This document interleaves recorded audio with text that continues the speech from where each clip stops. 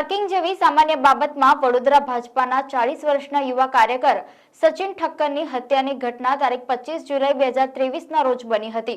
Racecourse વિસ્તારમાં મિર્ચ મસાલા રેસ્ટોરન્ટની ગલીમાં pathology લેબની સામે પાર્થ બાબુલ પરીખ અને તેના બે સાગરીત સાહિલ અજમેરી તથા વિકાસ લુહાણાએ સચિન ઠક્કરને ઘેરીને બેઝબોલ બેટ અને હોકીથી હુમલો કર્યો હતો।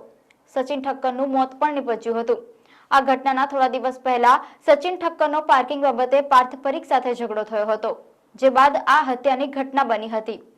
જુલાઈ 2023 થી પાર્થ પરીખ, સોહિલ અને અજમેરી અને વિકાસ લુહાણા આ કેસમાં જેલમાં છે। દરમિયાન પાર્થે રેગ્યુલર જામીન મેળવવા માટે સેશન્સ કોર્ટ અને હાઈકોર્ટમાં કરેલી અરજી નામંજૂર થતા તેણે સુપ્રીમ કોર્ટમાં અરજી કરી હતી। સુપ્રીમ કોર્ટે પણ તેની જામીન અરજી નામંજૂર કરી દીધી છે।